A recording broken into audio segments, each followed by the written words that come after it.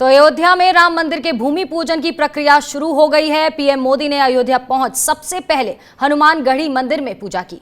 अब प्रधानमंत्री नरेंद्र मोदी राम जन्मभूमि पहुंच गए हैं और अब से कुछ ही देर में पीएम रामलला की पूजा करेंगे, जिसके बाद भूमि पूजन शुरू होगा। अयोध्या को आज फिर से सजाया गया है, दिवाली जैसा माहौल है और सुरक्षा के भी कड़े इंतजाम हैं।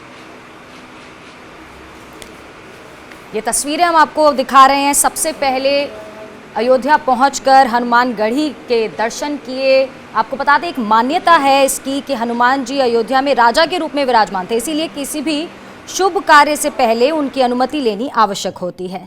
और उसके बाद हनुमानगढ़ी के दर्शन करने के बाद अब वो यहाँ पर ये पौधारोपण कर रहे हैं।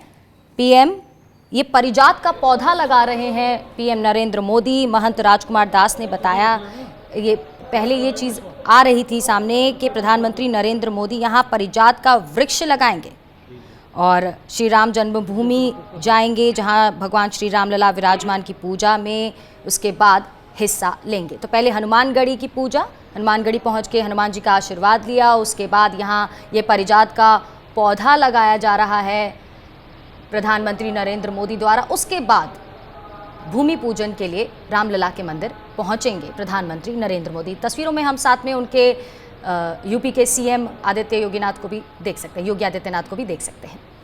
हमारे साथ इतिहासकार मृदुला मुखर्जी जी भी जुड़ चुकी हैं। मृदुला जी, स्वागत है आपका। जिस तरह से आज बड़ा दिन बताया जा रहा है, अयोध्या में राम जन्मभूमि पर भूमि पूजन शुरू हो जाएगा। आज का ये जो दिन है, आपको क्या लगता है आज भी एक इतिहास रचने जा रहा है और क्या आगे चलकर इस दिन को किस तरह से याद किया जाएगा? मृदुला जी, ये तो उस पे निर्भर होगा कि इसके बाद हम क्या करते हैं, इस दिन को हम किस चीज के लिए इस्तेमाल करते हैं। अगर हम इस दिन को और राम मंदिर जो बन रहा है उसमें जो राम की असली जो रूप है उसको सामने रख के अगर हम इसको शांति, सद्भावना और भारत के लोगों की उन्नति का दिन बनाए तब तो ये बहुत अच्छा रहेगा। परंतु अगर हम इसको एक तरह से हिंदू धर्म या हिंदुओं के एक तरह के बहुमत जो है, जो मेजॉरिटेरियनिज्म जिसे हम कहते हैं, उसको असर्ट करने का बहाना बनाएं तो ये अच्छा नहीं होगा। मुझे लगता है कि हमारे देश के लोगों में इतनी बुद्धि है, इतनी क्षमता है कि वो इसका इस्तेमाल अच्छे के लिए करेंगे। मुझे उम्मीद है कि हमारी जो सरकार है और हमारे जो राजनीतिक दल है उनमें भी वही बुद्धि रहेगी जो हमारी जनता में है। जी, तो मृदुला जी यहाँ कहती हुई कि ये एक तरीके से एक संदेश यहाँ देना चाहिए इस पूरे परियोजना के तहत कि जो संदेश राम के द्वारा दिया जाता था, एकजुटता का संदेश। और यहाँ पर हम तस्वीरें आपको, ये लाइव तस्वीरें आपको अयोध्या से दिखा रहे हैं। मृदुला जी, बहुत बहुत शुक्रिया आपका हमारे साथ जुड़ने के लिए। तो पीएम मोदी राम मंदिर पहुँच चुके हैं, पारिजात का पौधा लगाया, उसके बाद पारिजात का पौधा लगाया, उसके बाद यहाँ रामलला जन्मभूमि वहाँ पहुँचेंगे और वहाँ पर शिलान्यास करेंगे। भूमि पूजन शुरू होने में अभी कुछ वक्त है, 12:30 का समय दिया गया है और उसी के चलते अयोध्या पूरी तरह सजा दी गई है। जिस तरह से पूरा वातावरण इस समय भक्ति रस में डूबा हुआ है, आप देख सकते हैं। ये जो तस्वीर है, ये जो जगह है, यहाँ पर ये पूजन होना है। सोशल डिस्टेंसिंग का भी आप देख सकते हैं यहाँ पर पालन किया जा रहा है। तो पहले हनुमानगढ़ी गए, वहाँ पर हनुमान जी का आशीर्वाद लिया, उसके बाद पारिजात का पौधा लगाया और उसके बाद अब राम मंदिर पहुंच चुके हैं प्रधानमंत्री नरेंद्र मोदी। बहुत दिनों से ये तैयारियां चल रही थी अयोध्या में। कल भी जिस तरह से हमने देखा कि दीप जलाए गए थे राम पौड़ी पर और बहुत ही सुंदर दृश्य नज़ारा था, और आज वो दिन आ गया है जब अयोध्या पहुंचकर प्रधानमंत्री शिलान्यास करेंगे।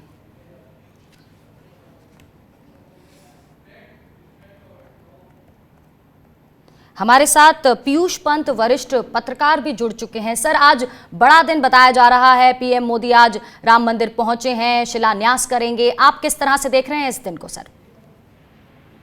नहीं, ये देखिए एक है बड़ी घटना है और बहुत समय से इंतजार था, वो पूरा होने जा रहा है। आज उसकी शुरुआत हो रही है और जो है 2-2.5 साल 3 साल जो भी लगेंगे तो एक भव्य मंदिर बनेगा। एक काफी लिटिगेशन थी इसमें, काफी जो है कि पक्ष विपक्ष थे इसमें और काफी एलिगेशंस भी लगे थे।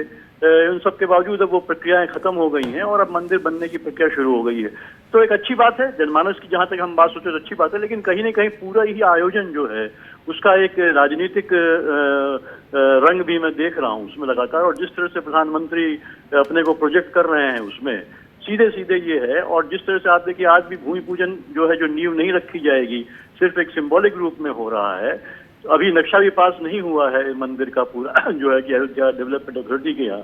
तो ये सब जल्दबाजी की गई ताकि जो है 2022 का जो चुनाव है उत्तर प्रदेश का, तब तक उनको ये कहने को हो जाए, प्रचार करने को हो जाए और उसके बाद 2024 के चुनाव में देखिए हमने जो वादा किया था पूरा किया। क्योंकि अब इनके पास कोई ऐसा मुद्दा है नहीं भाजपा के पास जिसको ये जो है प्रचार कर सकें, क्योंकि अर्थव्यवस्था जिस हालात में है और बदतर हालात होने जा रहे हैं, तो इनको 1989 में जिस तरह से अयोध्या अपने को रिवाइव करने के लिए अयोध्या का मुद्दा चाहिए था, आज फिर से वही मुद्दा इनके हाथ आया है।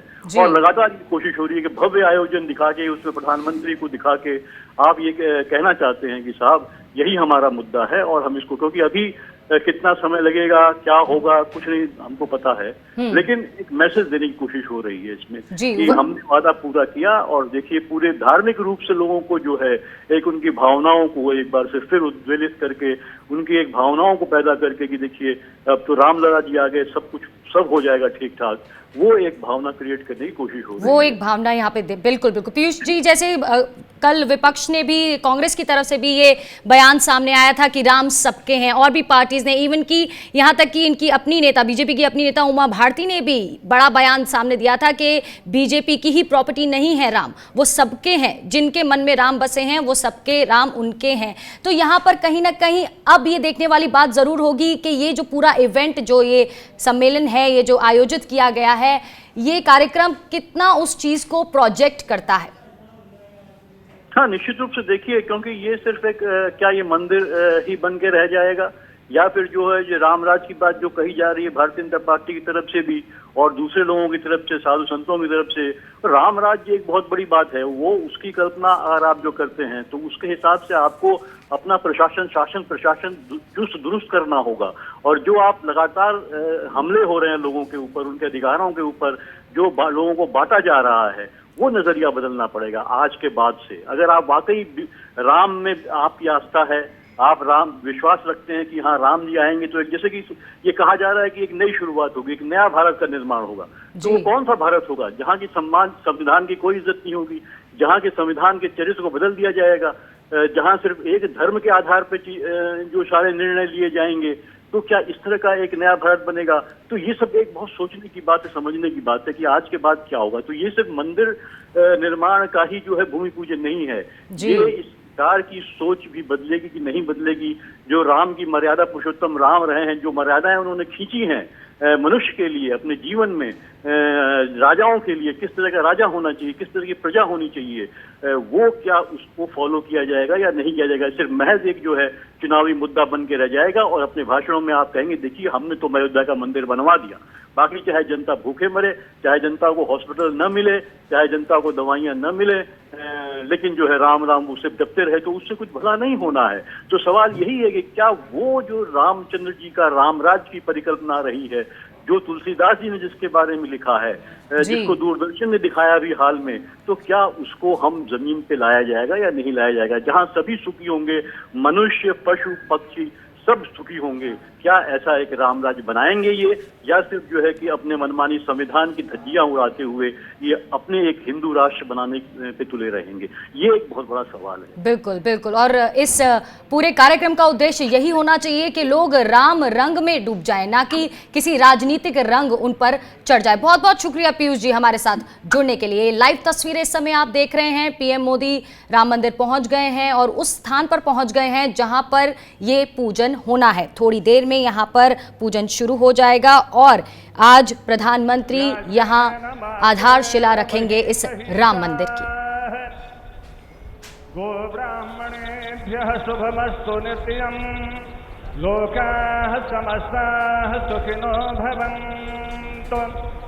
नमो गुरुभ्यो गुरुपादुकाभ्यो नमः परेभ्यः परपादुकाभ्यः आचार्य सिद्धेश्वर पादुकाभ्यो नमोस्तु लक्ष्मीपति पादुकाभ्यः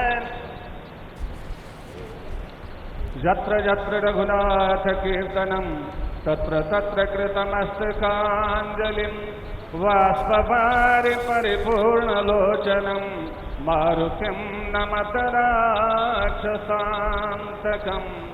मारुतिं नमत राक्षसान्तकं।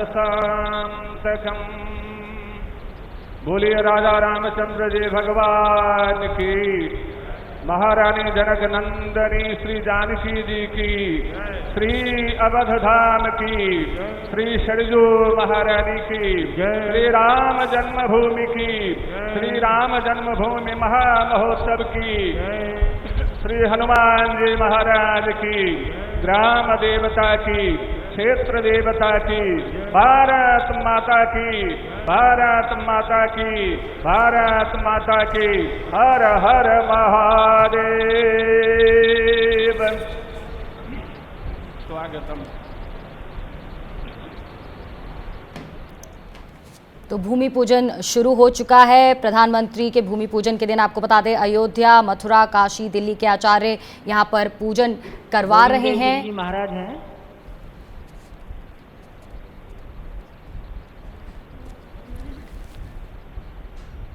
हस्त प्रक्षाल।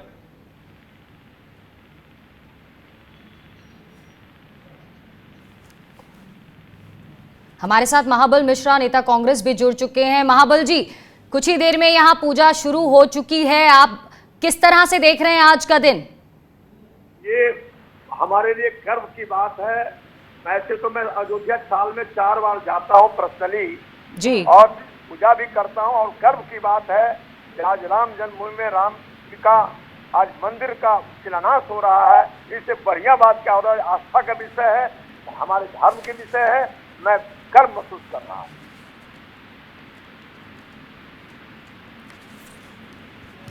कांग्रेस की तरफ से ये संदेश है कि राम सबके हैं, राम सबके मन में हैं और किसी एक पर्टिकुलर पार्टी के नहीं है। लेकिन यहाँ जिस तरह से इवेंट हो रहा है, जिस तरह से ये पूरा कार्यक्रम रचा जा रहा है, उस पर आपका क्या कहना है? यहाँ पर राम तो सिर्फ एक ही पर्टिकुलर पार्टी के होते हुए नजर आ रहे हैं। महाबल जी, आपका क्या कहना है?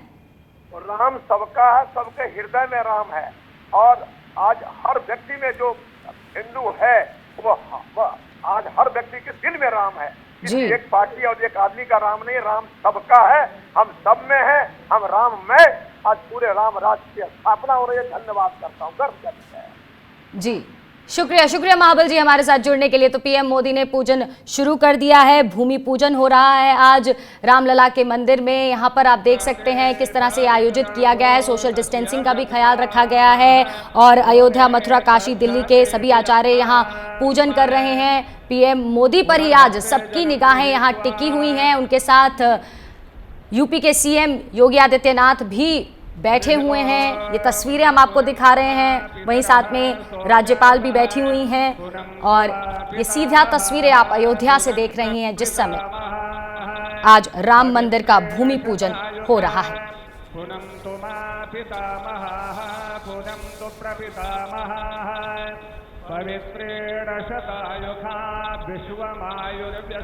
मंत्रों का उच्चारण हो रहा है, पूरा जो वातावरण है वो यहाँ भक्ति रस में डूबा हुआ है। और आपको बता दें सुरक्षा के भी यहाँ कड़े इंतजाम किए गए हैं, क्योंकि प्रधानमंत्री नरेंद्र मोदी ने आज यहाँ आना था, भूमि पूजन करना था। उसके चलते यहाँ पर 3 लेयर की सुरक्षा भी की गई है। पवित्रेण पुरीहिमा शुक्रेण देवदीप्यता अग्ने क्रत्वा क्रतोरनु जत्ते पवित्रमर्चिक्षग्नेभ्यतमन्तरा ब्रह्मतेन पुनातुमा पवमानः सो अद्यनः पवित्रेण विचरिखडिः जः पोता स पुनातुमा उभाभ्यां देव सवितः पवित्रेण सवेन च मां पुनेः विश्वतः वैश्वदेवे पुरते देव्यागाद्यस्यामि मा बहव्यस्तन्वो भीतपृष्ठाः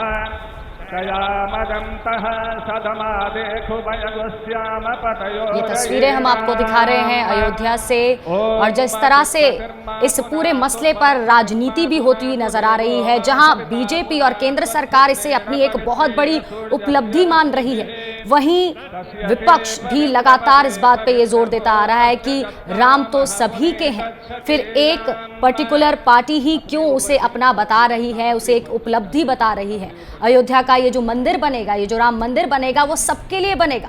वो ना कोई जात देखेगा, ना कोई पात देखेगा, वो ना कोई पार्टी देखेगा और ना ही कोई समुदाय देखेगा। वो तो ये देखेगा कि जो भक्त हैं वो मन में राम को बसाए हुए इस मंदिर में आएंगे और उनका आशीर्वाद पाएंगे। तो कहीं ना कहीं ये पूरा जो कार्यक्रम है, ये जो सम्मेलन है, उसके ऊपर ये जो राजनीतिक रंग चढ़ता हुआ नजर आ रहा है, उसको लेकर भी कई सवाल यहाँ उठ रहे हैं। 12:30 बजे के बाद भूमि पूजन का ये कार्यक्रम है, 12:30 बजे शुरू हो जाएगा, तब भूमि पूजन, और उससे पहले की ये जो यज्ञ और ये जो हवन हो रहा है, इसमें सीधा तस्वीरें आपको दिखा रहे हैं हम, जहां प्रधानमंत्री नरेंद्र मोदी खुद बैठकर ये पूजा अर्चना कर रहे हैं।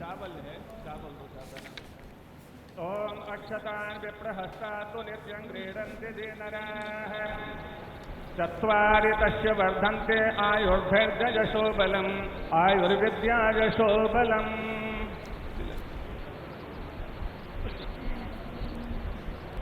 गणेश जी इत्यादि सभी देवताओं को प्रणाम कर लेते हैं।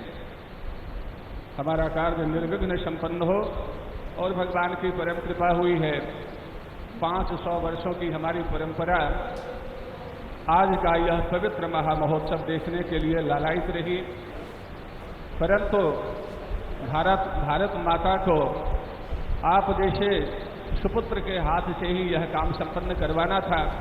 माता की बहुत बड़ी कृपा हुई, अद्भुत कृपा हुई। आज संपूर्ण विश्व धन्य है। भगवान श्री सीताराम अनंत अनंत ब्रह्मांड के नायक हैं। आज केवल मनुष्य ही प्रसन्न नहीं है, अनंत अनंत ब्रह्मांडों के अंतर्गत अनंत अनंत कोटि योनियों में रहने वाले ये तस्वीरें आप देख रहे हैं राम मंदिर भूमि पूजन की।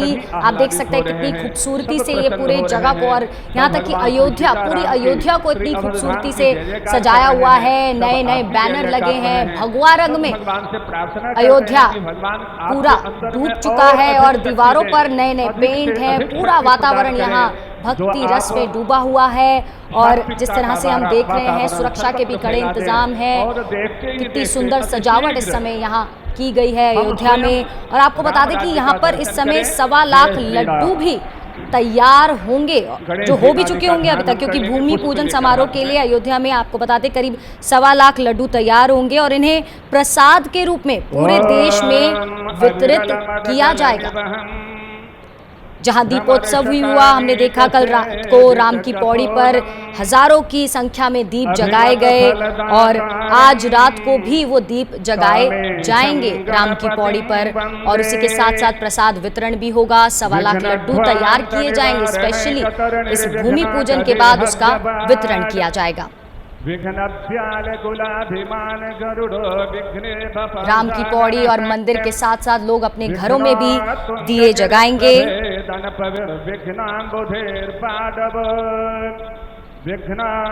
भगन प्रसन्न पवन विघ्नेश्वर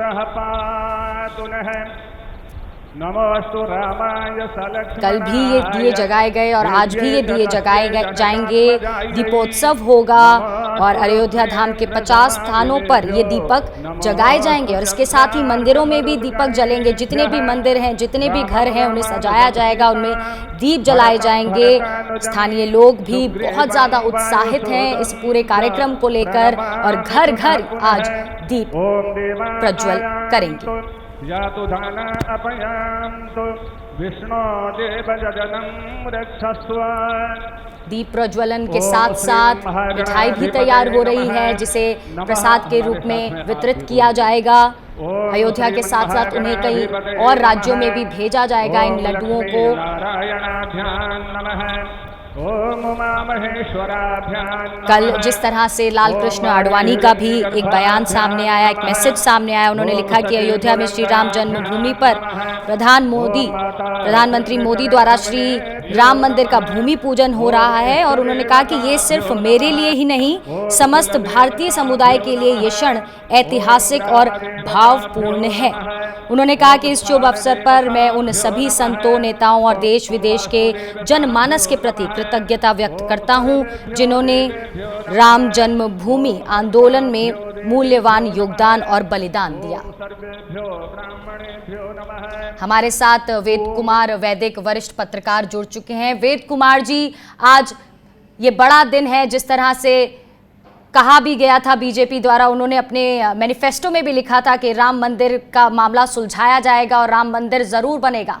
आज वो कदम उनका पूरा होता हुआ आज भूमि पूजन करने खुद प्रधानमंत्री नरेंद्र मोदी पहुंचे हैं। आपका क्या कहना है?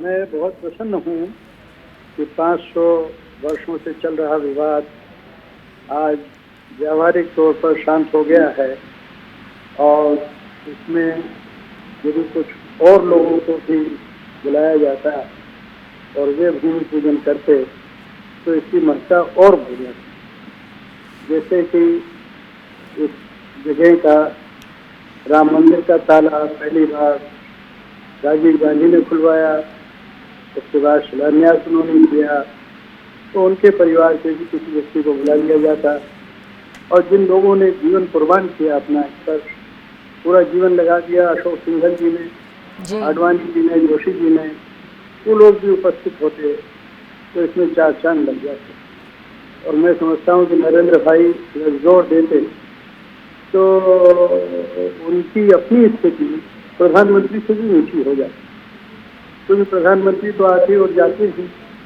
इतिहास में स्वर्णाक्षरों में नाम लिखा जाना अपने आप में एक बड़ी बात है। वो किसी पद से नाम नहीं होता है, अपने काम से नाम होता है। तो इन सब लोगों के साथ अगर ये होता तो इस पूरे कार्यक्रम में चार चांद लग जाते। लेकिन फिर भी मैं अभिनंदन करता हूँ पूरे देश के लोगों का, सभी पार्टियों का। एक कम्युनिस्ट पार्टी ने विरोध किया है, बाकी सभी दलों ने इस कार्यक्रम का समर्थन किया है, क्योंकि राम सिर्फ भाजपा के नहीं हैं, राम सिर्फ हिंदुओं के नहीं हैं, राम सिर्फ भारत के नहीं हैं, राम एक विश्व विभूति है। इंडोनेशिया में आप देखें तो सब मुसलमान रहते हैं, लेकिन राम की जैसी रामायण वहाँ होती है वैसी भारत में पासवीं भी दुनिया में। इसी तरह से थाईलैंड हो या और भी कई देश हैं जिनमें मैं गया हूँ, जहाँ मैंने देखा है अपनी आँख से कि राम की महिमा अपरंपार है। थाईलैंड के जो राजा हैं, राजपुरुष, वो राम का ही अपने आप से अपने पर वो अलंकृत करते हैं, उस नाम से, राम के नाम से राज परिवार करता है। इसलिए राम तो विश्व विभूति हैं, उनकी मर्यादा रखना बहुत जरूरी है। और मैं समझता हूँ कि नरेंद्र मोदी, उनकी सरकार, उनके मंत्री, उनके सांसद, भाजपा के सब लोग उस मर्यादा का पालन करेंगे और सारे संसार के सामने, भारतवासियों के सामने राम की मर्यादा का उदाहरण पेश करेंगे। लेकिन वेद प्रताप वैदिक जी, एक बात बताइए, जिस तरह से ये पूरा कार्यक्रम आयोजित किया जा रहा है, प्रचार प्रसार किया जा रहा है, क्या ये वही संदेश दे रहा है? क्या ये पूरा कार्यक्रम वो संदेश दे रहा है जो संदेश राम द्वारा दिया जाता है? देखिए, इसका ये तो एक तरह से अर्ध राजनीतिक कार्यक्रम है और इसको मैं समझता हूँ कि पूर्ण आध्यात्मिक कार्यक्रम बनाया जाना था, पूर्ण सांस्कृतिक कार्यक्रम बनाया जाना था। लेकिन आप जानते हैं कि जहाँ भी सरकारें होती हैं उनका रुतबा होता है, उनका अधिकार होता है और वे उसका प्रयोग करते हैं। और ठीक है, इसमें क्या कहा जाए, मतलब जैसा मैंने पहले कहा कि जैसा होता तो इस कार्यक्रम में चार चांद लग जाते जी। लेकिन इसमें अब जैसे मेरा कहना क्या है कि देखिए, इतना आनंद हुआ मुझे पढ़कर कि कमलनाथ ने मध्य प्रदेश से चांदी की ईंटें भिजवाई, वो हनुमान चालीसा का पाठ कर रहे हैं जी। भूपेश बघेल जो कांग्रेसी मुख्यमंत्री बने, उन्होंने कहा है कि यहाँ हम जो राम की माता जी का, कौशल्या जी का मंदिर है और दूसरे मंदिर है, कौशल्या जी पता नहीं वहाँ हुई कि नहीं हुई, ये भगवान जाने, लेकिन जो भी है उस सब का हम उद्धार करेंगे और राम मंदिर से पहले वो मंदिर बना देंगे। मतलब कितनी खुशी की बात है कि जो लोग परस्पर इतना कड़ा विरोध करते हैं एक दूसरे का राजनीति, वो सब मिलकर इस उत्सव में साझेदार हो रहे हैं। अगर इस उत्सव में उन सबको भी बुलाया जाता कितना आनंद होता। सारे संप्रदायों के साधु बुलाए गए, तो सारे राजनीतिक दलों के नेताओं को भी बुलाना चाहिए। जी जी, सवाल इसी पर ही भी उठे थे। बिल्कुल बिल्कुल, रामनामी समुदाय है वो भी कहीं ना कहीं, छत्तीसगढ़ के रामनामी समुदाय वो भी कहीं ना कहीं नाराज हैं। कहीं से लोग ऐसे नाराज हैं जिन्होंने सोचा था कि उनको आमंत्रित किया जाएगा, लेकिन वहाँ यहाँ आमंत्रित नहीं किया गया। वेद प्रताप जी, तो बुलाना चाहिए। राम तो सबके है ना, की बकौती थोड़ी है, एकाधिकार थोड़ी है, मनापरी थोड़ी है राम तो जी। राम तो सबके हृदय में विराजते हैं। एक आदर्श है पूरे भारत के लिए, विश्व के लिए। मर्यादा पुरुषोत्तम उनको क्यों बोलते हैं? जो लोग उनको भगवान नहीं मानते हैं वो कैसे इमाम है हिंद, वो हिंद के इमाम। देखो इकबाल ने क्या बड़ी बात राम के लिए कही जी। और अरब देशों के कई सूफी संत आके अयोध्या में बस गए, सिर्फ राम का नाम नहीं। और राम की मूर्तियां बनाने वाले लोग वहाँ अयोध्या में मैं खुद गया था, और 1992 के 6 दिसंबर को जो घटना हुई थी उस पर पूरी रपट पीटीआई भाषा के संपादक के तौर पर सारे संसार को हमने भिजवाई। तो वहाँ तो मैं देख रहा हूँ कि मुसलमान लोग राम की मूर्तियां बना रहे हैं और कमंडल बना रहे हैं, बेच रहे हैं, साधुओं को वोट करा रहे हैं। तो भाई ये तो राम तो सबके हैं। बिल्कुल बिल्कुल सर, यही तो खूबसूरती है हमारे देश की। बिल्कुल। और यहाँ पर हमारे साथ वेद प्रताप वैदिक जी जुड़े हुए थे। शुक्रिया वेद प्रताप जी आपका हमारे साथ जुड़ने के लिए। वो बता रहे थे कि कहीं ना कहीं वो इस बात पे ज़रूर खुश हैं कि जो लोग इस पूरे मसले का कड़ा विरोध कर रहे थे वो कहीं ना कहीं अब सहयोग में सामने आए हैं। उन्होंने कुछ नाम भी यहाँ लिए, जिस तरह से कल मध्य प्रदेश के पूर्व सीएम कमलनाथ हनुमान चालीसा का पाठ उन्होंने अपने घर पर रखवाया था, और जिस तरह से ये सहयोग लास्ट मोमेंट पे आ रहा है राम मंदिर पूजन के लिए। राम मंदिर का जो आज भूमि पूजन है उसके लिए ये जो सहयोग सामने आ रहा है, उस पर यहाँ पर खुशी जताते हुए वेद प्रताप वैदिक वरिष्ठ पत्रकार हमारे साथ जुड़े हुए थे। ये सीधी तस्वीरें हम राम जन्मभूमि परिसर अयोध्या से आपको दिखा रहे हैं, जहां पर भूमि पूजन शुरू हो चुका है। और अयोध्या, मथुरा, काशी, दिल्ली के आचार्य पूजन यहां करवा रहे हैं। प्रधानमंत्री नरेंद्र मोदी ये पूजन कर रहे हैं, इसमें शामिल हुए हैं। राज्यपाल भी दिख रहे हैं हमें, साथ ही साथ हमें उत्तर प्रदेश के सीएम योगी आदित्यनाथ भी वहां बैठे हुए दिख रहे हैं। ये सीधी तस्वीरें अयोध्या से। ओम पृथ्वी कूर्मानंद वराह देवताभ्यो नमः। पुष्प लेकर पुनः पृथ्वी माता आदि को प्रणाम करें। आधारभूता जगतस्त्वमेका मही स्वरूपेण जतः स्थितासि। अपां स्वरूपस्थितया त्वये तदाप्यायते कृष्णमलङ्घवीर्ये। ओम भूर्भुवः स्वः पृथ्वी कूर्मानन्दवराह देवताभ्यो नमः। पुष्पाञ्जलिं समर्पयामि, अनंत नमस्कारान् निवेदयामि। अनेन पूजनेन पृथ्वी कूर्मानन्दवराह देवताः प्रीयन्तां जलगिरादे। जी अब यहाँ क्रमशः 9 शिलाओं का पूजन हम करेंगे। पहले 8 शिलाओं का पूजन, फिर बाद में पूर्व शिला का पूजन। एक एक करके लेते जाएंगे पंडित जी, आचार्य जी, एक एक पुष्प लेते जाएंगे और पूर्वादि क्रम से रखते जाएंगे। पात्र में ही पुष्प ले, हाथ में नहीं।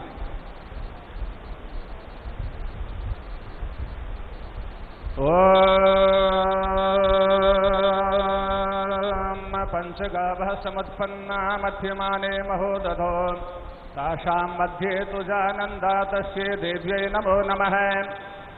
पूरब से ओम भूर्भुवः स्वः नन्दायै नमः। सर्वोपचारार्थे गंधाक्षत पुष्पाणि समर्पयामि। बोल दिया करें। ओम भूर्भुवः स्वः नन्दायै नमः। ओम भूर्भुवः स्वः अजितायै नमः। सर्वोपचारार्थे गंधाक्षत पुष्पाणि समर्पयामि।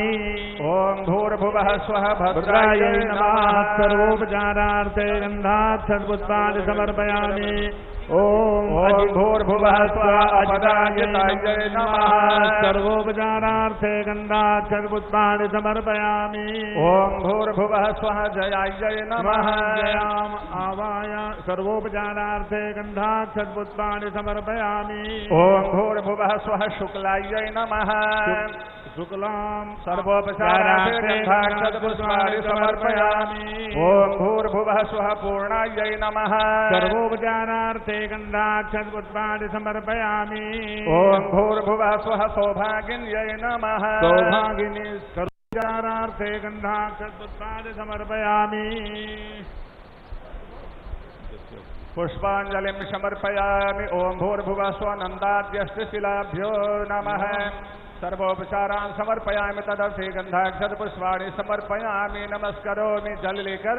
अनेन पूजनेन नन्दाद्यष्टशिलाः श्रीयन्तां नाम। अब कूर्मशिला का ये जो गड्ढा दिख रहा है ये वही स्थान है ओम नमो भगवते कुंकुर्माय जहाँ भगवान विराजमान थे। धुरंधराय नमः। कूर्मशिलाय कूर्माय नमः। ओम कूर्मशिलाय नमः। ओम कूर्माय नमः।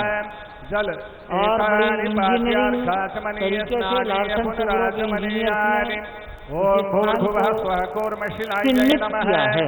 ओम कूर्माय नमः। एतानि गन्धपुष्पधूपदीप नैवेद्यताम्बूलादीनि गन्धाक्षरपुष्प एतानि गन्धपुष्पधूपदीप नैवेद्यताम्बूलादीनि। ओम भूर्भुवः स्वः कूर्मशिलायै नमः। ओम कूर्माय नमः। शेषोपचारार्थे गन्धाक्षरपुष्पाणि समर्पयामि। ओम भूर्भुवः स्वः कूर्मशिलायै नमः। ओम कूर्माय नमः। पुष्प लेकर प्रणाम कर लेंगे। ओम नमो भगवते कुंकुर्माय धराधर धुरंधराय नमः। धराधर। तो प्रधानमंत्री नरेंद्र मोदी भूमि पूजन में शामिल। आपके सामने तस्वीरें सीधे राम जन्मभूमि परिसर से।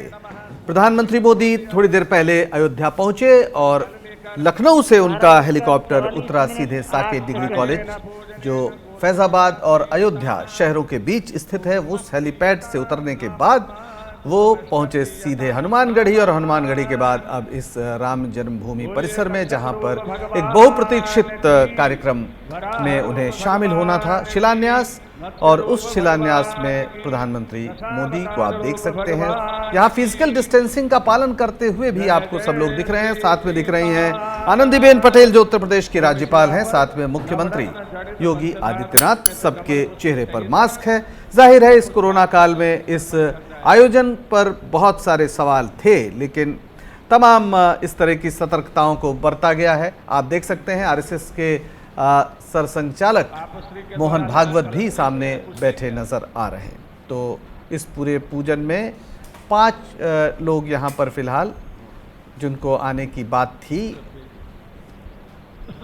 प्रधानमंत्री मोदी, योगी आदित्यनाथ, मोहन भागवत और राज्यपाल आनंदी पटेल भी इस आयोजन में शिरकत कर रही हैं। मुख्यमंत्री योगी आदित्यनाथ भी, जो फिलहाल इस आपको तस्वीर में शायद अभी नहीं दिख रहे हैं, किसी दूसरे कोण से जब तस्वीर दिखेगी तो आप उनको भी देख सकेंगे। फिजिकल डिस्टेंसिंग का पूरा पालन करने का प्रयास इस जगह किया जा रहा है। और ये जो आपके सामने तमाम जो शास्त्र सम्मत जो पूजा है वो यहाँ पर की जा रही है, विधि विधान से पूजा की जा रही है। अब मोहन भागवत भी आगे बुलाए गए हैं अपने आसन से, ताकि वो भी इसमें अपनी हिस्सेदारी कर सके। सीधे राम जन्मभूमि परिसर से आपको हम ये तस्वीर दिखा रहे हैं। यजमान और माननीय राज्यपाल महोदया, राज्यपाल आनंदीबेन पटेल उत्तर प्रदेश की, वे भी आमंत्रित की गई हैं इस वेदी में अपनी समिधा समर्पित करने के लिए।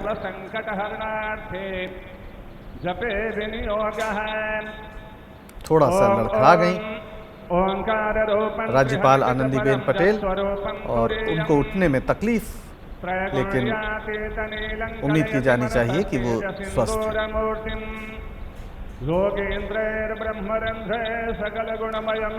हालांकि 1989 में यहाँ एक बार पहले भी, यानी आज से 31 साल पहले शिलान्यास हो चुका था। तब भूमि पूजन भी हुआ था और उस समय देश में राजीव गांधी की सरकार थी। केंद्रीय मंत्री उस समय बूटा सिंह थे जो खुद गए थे वहां पर, और इसके अलावा तमाम विश्व हिंदू परिषद के लोग उसमें शामिल थे।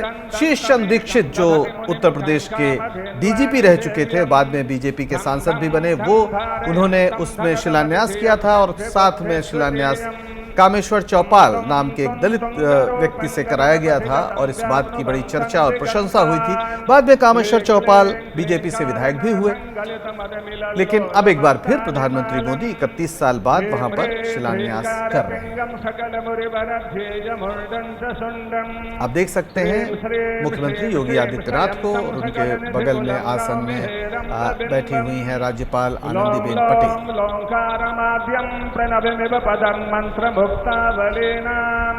शुद्धं विघ्नेशबीजं शशिकर सदृशं योगिनां ध्यानगम्यम् तो नए सिरे से राम मंदिर निर्माण की औपचारिक शुरुआत, एक आबाद शुरुआत अब होनी है। सुप्रीम कोर्ट की मोहर के बाद अब इसके रास्ते में किसी तरह की कोई बाधा नहीं है।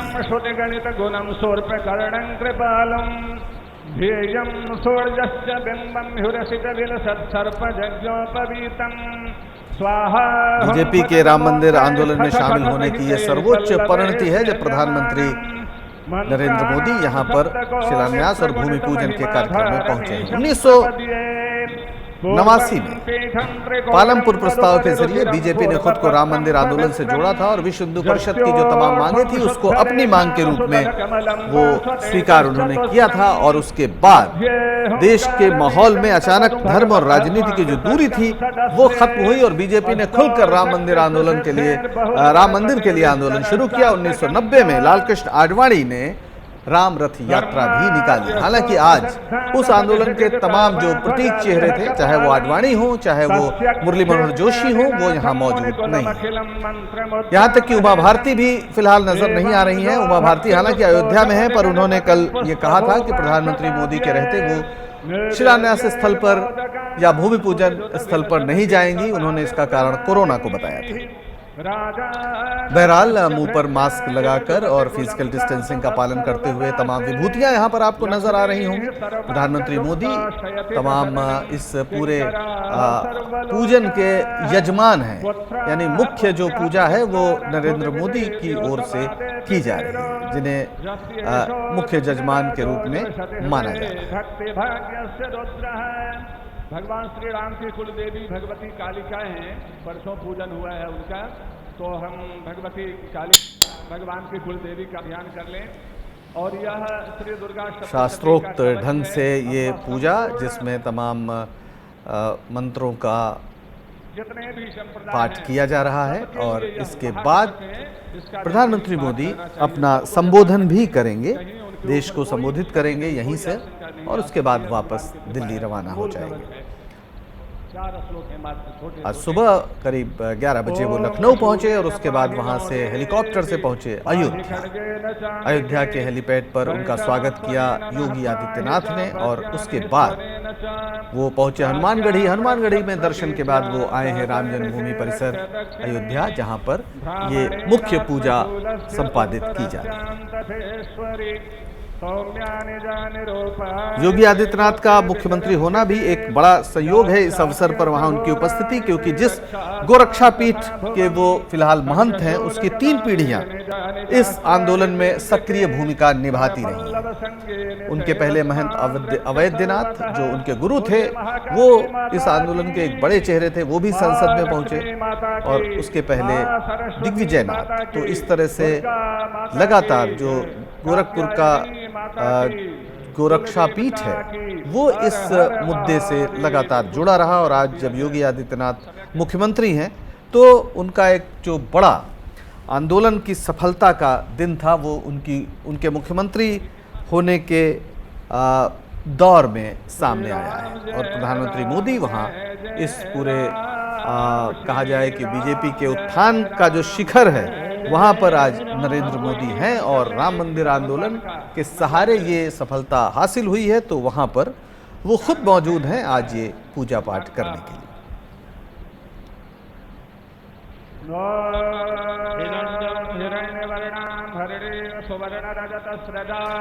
आरती मेहरा बीजेपी की नेता जुड़ गई हमारे साथ, उनसे बात कर लेते हैं। आरती जी, आपका बहुत स्वागत है स्वराज एक्सप्रेस में। आज प्रधानमंत्री मोदी अयोध्या पहुंचे हैं, इस पूरे आयोजन को लेकर आप क्या कहना चाहेंगे? गदगद हूँ। भगवान श्री राम और उनका पूजन जो इतने सालों से था, आज उसका भव्य जिस प्रकार से भूमि पूजन हो रहा है, ऐसा लगता है सभी भारतवासियों को दिल की गहराइयों से बहुत बहुत बहुत बधाई। और आने वाले समय में मुझे पूरा ये विश्वास है कि जिस प्रकार से और इतने लोगों का लगातार जो स्पर्श रहा, हमसे सुप्रीम तरीके से आज हमारे देश के प्रधानमंत्री वहाँ पे विराज हैं और भगवान राम का इतना सुंदर चल रहा है। विश्व के प्रत्येक भारतीय जो है वो जी बिल्कुल, ये आपके गदगद होने का दिन है, वाकई स्वाभाविक है। आपको बहुत बहुत बधाई। तो ये आपका बहुत बहुत शुक्रिया आरती जी हमसे बात करने के लिए। तो सीधे एक बार फिर चलते हैं राम जन्मभूमि परिसर। आप देख सकते हैं प्रधानमंत्री मोदी को, उनकी सीधी तस्वीर, मुंह पे मास्क है उनके और पूरे एक पूजा पाठ वाले वेशभूषा में वो यहाँ पर आए हुए हैं। तो ये एक ताम्रपत्र भी हमें नजर आ रहा है। ऐसा लगता है कि जो शिला पूजन है इसके साथ एक ताम्रपत्र भी होगा जो जिसमें इस आंदोलन की या इस दिन की के महात्म्य को लिखा जाएगा।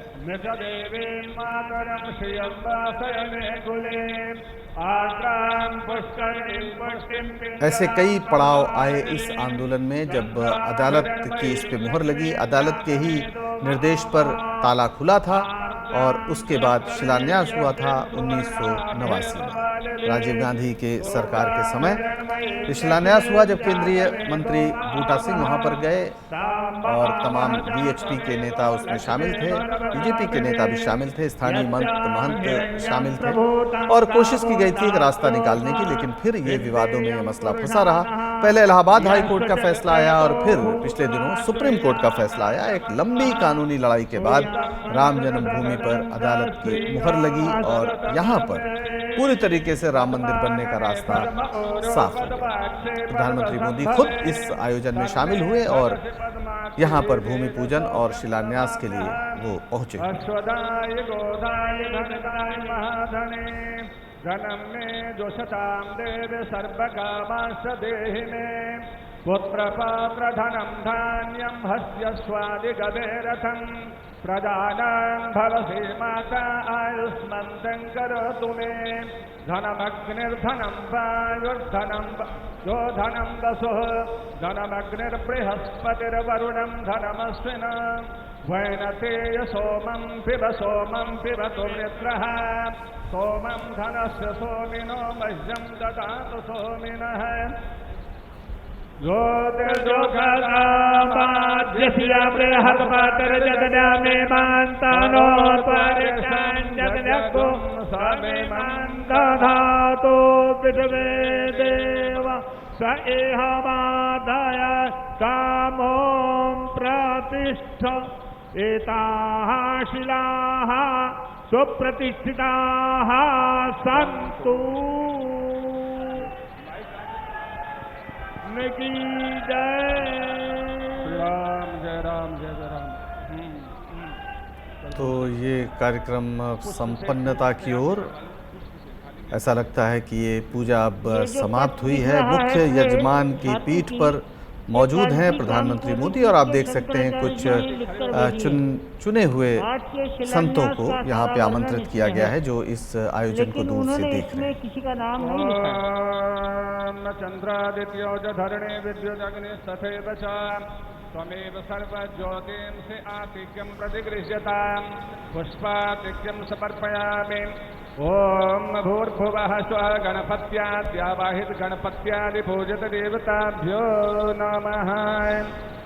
द्योः शान्तिरन्तरिक्षं शान्तिः पृथिवी शान्तिरापः शान्तिरोषधयः शान्तिः वनस्पतयः शान्तिर्विश्वे देवाः शान्तिर्ब्रह्म शान्तिः सर्वगं शान्तिः शान्तिरेव शान्तिः सामा शान्तिरेधि। अंजलिबद्ध होकर के पुष्पांजलि देंगे। ओम नाना सुगंधि पुष्पाणि यथा कालोद्भावित पुष्पांजलिर्मया दत्तो गृहाण परमेश्वरी मंत्र पुष्प। बीजेपी के नेता अश्विनी उपाध्याय भी हमारे साथ जुड़ गए हैं, उनसे बात करते हैं। अश्विनी जी, आज वहां पर प्रधानमंत्री मोदी पहुंचे हैं अयोध्या भूमि पूजन और शिलान्यास के लिए। आप आज के दिन को किस तरीके से व्याख्यायित करेंगे? आज का दिन केवल भारत के लिए नहीं बल्कि पूरे दुनिया के लिए बहुत गौरव का दिन है। अरबों करोड़ों अरबों राम भक्तों के लिए बहुत ही गौरवशाली दिन है। 500 साल के बाद ये दिन आया है। राम भक्त पता नहीं कितनी पीढ़ियां इसके लिए निकल गई। लाखों राम भक्तों का इसमें बलिदान हुआ है और मुझे लगता है भव्य राम मंदिर का निर्माण यहाँ होगा और इसी के साथ भारत में अब राम राज्य की पुनः स्थापना भी होगी। राम मंदिर का निर्माण केवल राम मंदिर का निर्माण का मार्ग प्रशस्त नहीं कर रहा है बल्कि पूरे भारत में कश्मीर से कन्याकुमारी और कच्छ से कामरूप तक यहाँ पे राम राज्य स्थापित हो, ऐसी हम सबकी आशा है। ऐसा माननीय प्रधानमंत्री जी के नेतृत्व में कार्य भी हो रहा है और निश्चित रूप से ये लागू होगा। जी, बहुत आप की आशाएं बहुत महत्वपूर्ण हैं, लेकिन एक चीज़ आपसे ज़रूर पूछना चाहेंगे कि 1989 में भी यहीं पर एक शिलान्यास हुआ था और उसमें बीजेपी के तमाम और विश्व हिंदू परिषद के तमाम नेता शामिल थे। खुद श्री चंद्र दीक्षित जो बीजेपी के बाद में सांसद हुए और उत्तर प्रदेश के डीजीपी थे, उन्होंने शिलान्यास किया था। तो आज जिस शिलान्यास की बात हो रही वो क्या है? यदि उसमें भी सोने में सुगंध हो जाए, शिलान्यास हो उसके बाद निर्माण शुरू हो जाए, क्योंकि उसके बाद निर्माण शुरू नहीं हुआ। आज शिलान्यास हो रहा है और सुप्रीम कोर्ट का फैसला आ चुका है, उसके बाद शिलान्यास हो रहा है। अब इसके बाद एक भव्य राम मंदिर बनेगा। यानी वो जो शिलान्यास हुआ था वो आपके लिए मतलब उसका कोई मतलब नहीं रह गया? शिलान्यास का ऐसा नहीं कोई, मैंने आपको बताया ना कि शिलान्यास का मतलब ये है कि जब सुप्रीम उस समय तक पूरा विवाद खत्म नहीं हुआ था, अब सुप्रीम कोर्ट का आदेश आ चुका, उसके बाद अश्विनी जी आप तो मतलब वकील भी हैं, तो आप इस बात को इसी से जानना चाहेंगे। बहुत बार ऐसा होता है कि शिलान्यास के बाद निर्माण कार्य नहीं होता है और आपके ही पार्टी के लोग उसमें शामिल थे, पूरे तरीके से सभी लोग उसमें शामिल थे। शिलान्यास बड़े भव्य तरीके से हुआ था, तो क्या 2 बार इस मंदिर का शिलान्यास माना जाएगा? का दिन बहुत ऐतिहासिक दिन है। भगवान राम से मैं निवेदन करूंगा कि सबको सद्बुद्धि दें, आज के दिन का सब लोग आनंद उठाएं, इधर उधर की बातें करने की बजाय। धन्यवाद। चलिए, खैर हम तो आप ही के इतिहास को आपको याद दिला रहे थे, कोई बात नहीं। आपका बहुत बहुत शुक्रिया हमसे बात करने के लिए। आलोक शर्मा कांग्रेस के नेता हमारे साथ जुड़ गए हैं। आलोक जी, अचानक कांग्रेस भी बड़ी राममय नजर आ रही है, इस तरह से बयान आ रहे हैं, ऐसा लग रहा है कि इस राम मंदिर के निर्माण में हमारी भी बड़ी भूमिका रही है, इस तरह की बातें कही जा रही हैं। क्या माना जाए कि अब ये जो राममय वातावरण है, कांग्रेस उसी गंगा में नहाना चाहती है? देखिए, मुझे लगता है गंगा स्नान भी शुभ होता है और रामचंद्र जी सबके हैं और घट घट में राम है, ये तो सर्वव्यापी चीज है। कांग्रेस तो उसके बाद ही आई होगी, ऐसा नहीं है। कांग्रेस का एक राजनीतिक दल और एक सरकार जब भी हमारी रही, उस रूप में जो भी राम मंदिर के योगदान के तौर पर, कानून सम्मत संविधान के आधार पर कांग्रेस का जो भी योगदान रहा वो पूरे देश के सामने है। आज का दिन बहुत ही शुभ दिन है और अब पूरे देशवासियों को, सभी लोगों को, पूरे विश्ववासियों को कांग्रेस पार्टी बधाई देती है कि आज शिलान्यास हो रहा है। तमाम सवाल और प्रश्न चिन्ह भी हैं लेकिन मुझे लगता है कि आज प्रभु राम की शरण में जाना चाहिए। सवाल और लड़ाई और झगड़े हम रोज टीवी चैनल से करते हैं। पुनः सभी को बहुत बहुत बधाई। जी, बहुत बहुत बधाई आपने दी, आपका बहुत शुक्रिया हमसे बात करने के लिए। तो तस्वीरें आप देख सकते हैं, ये यहाँ जो पूजा का कार्यक्रम था राम जन्मभूमि परिसर में वो अब समाप्त हुआ। प्रधानमंत्री मोदी यहाँ से अब वापसी करेंगे और उसके बाद अभी उनका संबोधन करने का भी एक कार्यक्रम है। प्रधानमंत्री मोदी और साथ में मोहन भागवत भी हैं जो आरएसएस के सरसंघ चालक हैं, और इस आयोजन में शामिल होने वाले संतों को भी आप देख सकते हैं जो अयोध्या और बाहर से आए हैं। और उत्तर प्रदेश के मुख्यमंत्री गोरक्षपीठाधीश्वर योगी आदित्यनाथ जी एक साथ मंच पर विराजित होंगे। महंत नृत्य गोपाल दास जी मंच पर 5 लोगों को रहना है, जिसमें प्रधानमंत्री मोदी होंगे, राज्यपाल आनंदीबेन पटेल होंगी, मुख्यमंत्री योगी आदित्यनाथ होंगे, आरएसएस के सरसंघचालक मोहन भागवत होंगे और राम जन्मभूमि ट्रस्ट के अध्यक्ष महंत नृत्य गोपाल दास। ये 5 लोग इस मंच पर होंगे जहां से संबोधित करेंगे प्रधानमंत्री मोदी पूरे देश को।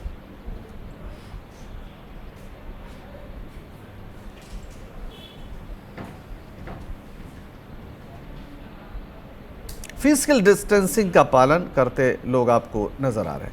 सौरभ वाजपेयी संयोजक नेशनल मूवमेंट फ्रंट के हमारे साथ जुड़ गए हैं, उनसे बात करते हैं। सौरभ जी, आज जो पूरा राम मंदिर के निर्माण की एक कहा जाए एक जो पूरा आंदोलन रहा है उसका एक महत्वपूर्ण पड़ाव आ गया है, जबकि शिलान्यास हो रहा है और खुद प्रधानमंत्री मोदी वहां पर शिलान्यास करने गए। हालांकि एक बार 1989 में भी शिलान्यास हो चुका था जिसकी आज चर्चा नहीं हो रही है। इस पूरे आयोजन को आप इतिहास के भी शिक्षक हैं, किस नजरिए से देखते हैं? वो तो जाहिर सी बात है कि आज का जो ये पूरा कार्यक्रम है, सुप्रीम कोर्ट ने सभी जो पक्ष हैं उनसे बातचीत करने के बाद एक सुलह समझौते के आधार पर ये इंतजाम किया है और उसके बाद ये शिलान्यास हो रहा है। तो कई सारे लोगों का ये पक्ष है कि ठीक है, इस पूरे मुद्दे का एक तरीके से अंत हो गया और आज ये सहमति के आधार पर राम मंदिर के निर्माण का रास्ता खुल गया है। लेकिन अगर एक इतिहास के छात्र होने के नाते, शिक्षक होने के नाते मैं अगर बात करूं तो ये एक एकदम अलग तरीके का दृश्य दिखाई देता है कि इस शिलान्यास के पीछे की जो राजनीति है, उसकी जो पृष्ठभूमि है, उन सब चीजों पर अगर आप थोड़ा सा बारीकी से निगाह डालें तो मुझे लगता है कि एक 26 जनवरी 1950 को एक समझौता हुआ था, भारतीय राष्ट्र की एक सहमति बनी थी कि इस नवीन भारतीय राष्ट्र के भीतर हम कम से कम जो मध्यकालीन प्रवृत्तियां हैं उनको त्याग कर एक मॉडर्न रिपब्लिक बनेंगे, एक आधुनिक समाज का निर्माण करने की ओर बढ़ेंगे। और मध्यकालीन समाज और आधुनिक समाज के बीच बहुत सारे मूलभूत अंतरों में जो सबसे महत्वपूर्ण अंतर हम लोगों को लगता है वो विवादों का निपटारा है। मध्यकालीन दुनिया के भीतर अगर आप देखें तो मंदिर तोड़े जाते थे, मस्जिद तोड़े जाते थे, एक दूसरे के ग्राम देवताओं के मंदिर नष्ट कर दिए जाते थे और उस पर अपना धर्म स्थल, पूजा स्थल बनाया जाता था। लेकिन आधुनिक समाज की ये खूबी है कि उसने उन सारे विवादों को स्टेटस को पर डाल दिया, कि यथास्थिति पर डाल दिया, कि हम किसी पुरानी बात को लेकर के अब कोई विवाद खड़ा नहीं करेंगे। आप हेगिया सोफिया हो या बाबरी मस्जिद का डेमोलिशन हो और हमारे देश में आज ये चल रहा है, इन सारी चीजों को अगर इस नजरिए से देखें तो बहुत दुखी हो जाते हैं, क्योंकि आधुनिक जो समाज की जो सहमति है वो यही है कि हम गड़े मुर्दे नहीं उखाड़ेंगे। और ये जब गड़े मुर्दे नहीं उखाड़ेंगे तो फिर बहुत सारे ऐसे मंदिर हैं, मस्जिद हैं जो मध्यकाल में तोड़े गए, हम उन सब पर एक यथास्थिति मानकर चलते हैं।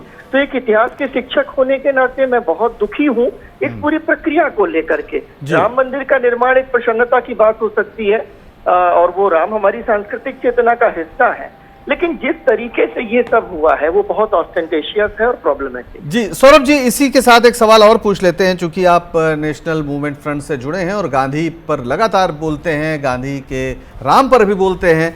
आज राम राज्य की बड़ी गूंज है, बार बार हर आदमी कह रहा है, खासतौर पर जो सत्ता पक्ष से जुड़ा है, कि वो राम राज्य लाना चाहता है।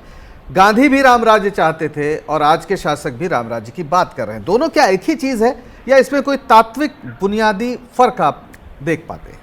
देखिए, बिल्कुल उलट चीजें हैं। मतलब अगर हम गांधी के राम राज्य की परिकल्पना पढ़ते हैं तो मैं एक बात आपको कहूं कि गांधी कहते हैं कि जैसे बाघ और बकरी एक घाट पर पानी पिएंगे, तो उनके राम राज्य की परिकल्पना में जो सबसे शक्तिशाली है और जो सबसे शक्तिहीन है, वो दोनों बहुत ही अहिंसक भरी तरीके से एक ही घाट पर पानी पी सकते हैं। गांधी का राम राज्य बहुत इंक्लूसिव है, सबको समाहित करता है, सबको समेटता है। और गांधी, मुझे याद पड़ता है कि गांधी बार बार इस बात को कहते हैं कि उसमें जो कमजोर से कमजोर व्यक्ति भी होगा वह भी संपूर्ण न्याय प्राप्त कर सकेगा, हासिल कर सकेगा। गांधी का राम राज्य, वो कहते हैं कि डेमोक्रेसी है, लोकतंत्र है। वो राम राज्य नहीं है जहां पर आप अल्पसंख्यकों की किसी बड़ी आबादी को डरा कर, धमका कर, कुचल कर, मॉब लिंच कर और उनके बाद इस तरीके का एक भोंडा प्रदर्शन करें। तो गांधी के राम तो एकदम अलग हैं, क्योंकि गांधी के राम अलग है और आरएसएस बीजेपी के राम अलग हैं, इसलिए दोनों की राम राज्य की परिकल्पना भी अलग अलग है। और मैं आखिरी बात आपको जरूर जोड़ दूं कि गांधी के राम की परंपरा के राम हैं। आरएसएस के जो राम हैं वो हमारी हिंदू परंपरा के राम नहीं है। हम लोगों ने अपनी आंखों के सामने मंदिर मूवमेंट के टाइम राम की पूरी पारंपरिक छवि को तोड़े जाते हुए देखा। हमारे लिए राम मर्यादा पुरुषोत्तम है, हमारे लिए रामलीला के ऐसे जो है नायक हैं जो बहुत विनम्र है, बहुत उदार है, लेकिन उसकी एक ऐसी माचो मैन छवि गढ़ी गई इस राम राज्य के पूरी परिकल्पना में, हिंदू राष्ट्र की परिकल्पना में। तो ये दोनों एक दूसरे के जी, हमने बिल्कुल, आप सही कह रहे हैं, हमने पहली बार देखा कि राम की अभय मुद्रा की जगह उनका रौद्र स्वरूप दिखाया गया। खैर, आपका बहुत बहुत धन्यवाद इतनी महत्वपूर्ण बातचीत हमसे करने के लिए। हमारे साथ जुड़े हैं इस समय विनोद शर्मा, वरिष्ठ पत्रकार। विनोद जी, आज का दिन जाहिर है एक पॉलिटिकल कमेंटेटर के रूप में आप इस बात को जरूर देखेंगे कि बीजेपी ने जो यात्रा शुरू की थी, जो सोचा था वो मंदिर निर्माण से ज्यादा मंदिर के बहाने सत्ता के शिखर पर पहुंचता, तो आज दोनों काम उसके पूरे हो रहे हैं। लेकिन क्या भारत वही भारत रह गया है जिसके बारे में कभी संविधान सभा ने सोचा था? आगे आगे हैं। इस बार बीजेपी ने राम जन्मभूमि का मुद्दा अपनाया 1989 की पालमपुर रेजोल्यूशन में जी, जो हिमाचल में हुई जी। और उस वक्त उन्होंने कहा कि इस मुद्दे का हल कोर्ट के तहत नहीं हो सकता। तो आज हम देख रहे हैं कि उस मुद्दे का हल कोर्ट के तहत हुआ, और जो कि वो बीजेपी की इच्छा अनुसार था, इसलिए बीजेपी ने उसमें उसको आलिंगन में लिया। ये जो आज पूजा पाठ हुआ है और जहाँ फाउंडेशन स्टोन लेइंग सेरेमनी की गई है माननीय प्रधानमंत्री के द्वारा, उसको 5 ही तारीख को क्यों चुना आज के दिन? मेरा यह मानना है कि भारतीय जनता पार्टी की धार्मिक जो सद्भावना है वो अलग है। उस धार्मिक सद्भावना को मैं चाहता हूँ कि वो पनपे और वो भगवान राम जो है वो धार्मिक सद्भावना के प्रतीक बने और धार्मिक द्वेष के प्रतीक ना हो। लेकिन 5 तारीख क्यों चुनी? क्योंकि 5 तारीख को धारा 370 जो था उसको निरस्त किया गया था। तो भारतीय जनता पार्टी ने 5 अगस्त को एक नया माइलस्टोन बना दिया है भारत के इतिहास में। और ये सिर्फ 10 दिन पहले जो हमारा स्वतंत्रता दिवस होता है 15 अगस्त को, उससे पहले होगा। तो इसके पीछे मेरी नजर में राजनीतिक सोच ये है। अपने 2 कोर एजेंडा के आइटम्स को पूरा करने का ये दिवस उन्होंने स्थापित कर दिया है, और तीसरा जो कि कॉमन सिविल कोड है वो भी, उस पर भी वो पेशरफ्त करके ट्रिपल तलाक का जो बिल लाए हैं और जो लॉ बना है वो भी एक अपनी जगह पर है। तो मैं ये समझता हूँ कि भारतीय ये मेरी नज़र में एक जो बड़ा ही डिस्प्यूटेड पीरियड था भारत के इतिहास में, उसका क्लोजिंग ऑफ चैप्टर होना चाहिए, उसका क्लोजर होना चाहिए राम मंदिर का निर्माण। लेकिन लगता है कि वो उसका क्लोजर नहीं होगा और एक नए अध्याय की शुरुआत होगी। वो अध्याय किस तरह का इतिहास रचना चाहता है ये तो वक्त ही बताएगा। लेकिन आज के दिन राम राज की परिकल्पना और उसको याद करना अच्छा है, क्योंकि गांधी जी भी ये चाहते थे, जैसे कि आपके पहले वक्ता बोल रहे थे, लेकिन जो गांधी जो रामराज है उसको नाथूराम के वंशज कैसे अपनाएंगे, कैसा पूरा करेंगे, ये वक्त बताएगा। बिल्कुल वक्त बताएगा। और राम राज्य की जो बुनियादी बात है वो है दैहिक दैविक भौतिक तापा, रामराज काहे नहीं व्यापा। हमारे साथ जुड़ गए राकेश सिन्हा, बीजेपी के राज्यसभा सदस्य। राकेश जी, आपका बहुत स्वागत है स्वराज एक्सप्रेस में। आज के दिन को जब वहां पे प्रधानमंत्री पहुंचे भूमि पूजन और शिलान्यास कार्यक्रम में शामिल होने, और वो हो चुका है, कैसे आप इसकी व्याख्या करते हैं? देखिए, वास्तव में ये है सांस्कृतिक भारत के उदय का एक नया अध्याय है। भारत स्वतंत्र तो 15 अगस्त 1947 को हो गया था। ये गुलामी की बहुत सी प्रतीकें भारतीय मन, भारतीय अस्मिता को अपने अंदर दबोचे हुए था।